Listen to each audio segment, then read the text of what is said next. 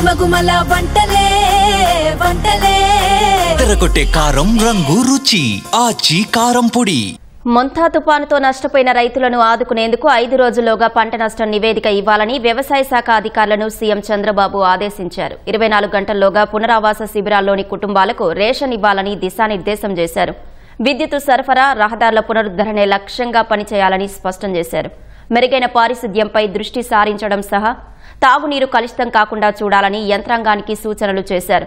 తుపాను మృతుల కుటుంబాలకు 5 లక్షల చొప్పున పరిహారం ప్రకటించారు. రాష్ట్రాన్ని వణికించిన మొంతా తుఫాన్ ప్రభావిత ప్రాంతాల్లో పర్యటించిన ముఖ్యమంత్రి పర్యటన అనంతరం సచివాలయంలోని ఆర్టీజీఎస్ కేంద్రంలో నష్టంపై సమీక్షించారు.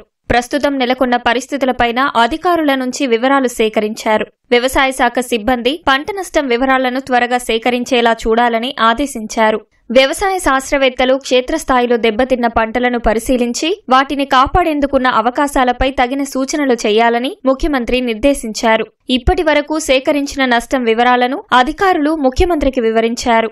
రాష్ట్ర వ్యాప్తంగా 304 మండలాల్లోని 1825 గ్రామాల్లో 87,000 హెక్టార్లలో పంటకు నష్టం వాటిల్లిందని, ఇందులో 59,000 హెక్టార్లకు పైగా విస్తీర్ణంలో వరి, పత్తి, మొక్కజొన్న, మినుము పంటలు నీట మునిగినట్టు అధికారులు సీఎం దృష్టికి తీసుకొచ్చారు. తుఫాను ప్రభావంతో రాష్ట్ర వ్యాప్తంగా 78,796 మంది రైతులు నష్టపోయారని తెలిపారు.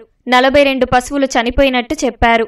ఇది ప్రాథమిక అంచనా మాత్రమేనని, క్షేత్రస్థాయిలో పరిస్థితిని చూస్తుంటే తుఫాను ప్రభావం వల్ల జరిగిన నష్టం ఇంకా పెరిగేలా ఉందని అధికారులు వెల్లడించారు.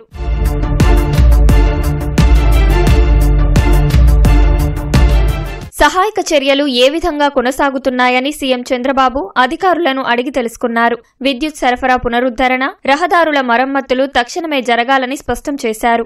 ఏపీఎస్ఆర్టీసీ సర్వీసులు కొనసాగించాలని సూచించారు. అధికారులు అలసత్వం వహిస్తే చర్యలు తీసుకోవాల్సి వస్తుందని హెచ్చరించారు. మరమ్మతులకు గురైన ఫీడర్లను పునరుద్ధరిస్తున్నామని, కూలిన విద్యుత్ స్తంభాల స్థానంలో కొత్త వాటిని ఏర్పాటు చేస్తున్నామని అధికారులు వివరణ ఇచ్చారు. రాష్ట్రంలో ఎక్కడా తాగునీటి సరఫరాకు ఇబ్బంది రాకూడదని, డయేరియా వంటి కేసులు నమోదు కాకుండా రూరల్ వాటర్ సప్లై అధికారులు బాధ్యత వహించాలని సీఎం ఆదేశించారు. ఒంగోలులో పలు కాలనీలు నీట మునగడంపై ప్రకాశం జిల్లా కలెక్టర్ రాజబాబుపై ముఖ్యమంత్రి అసహనం వ్యక్తం చేశారు.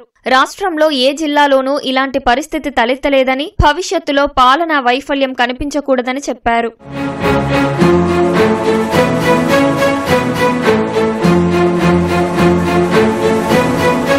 రాష్ట్రంలో 1,209 పునరావాస కేంద్రాలు ఏర్పాటు చేయడంతో 1,16,000 మందికి ఆశ్రయం లభించిందని అధికారులు సీఎంకు వివరించారు. మొత్తం 249 మండలాలు, 1,434 గ్రామాలు, 48 మున్సిపాలిటీల్లో 18 లక్షల మందిపై తుఫాను ప్రభావం చూపిందన్నారు.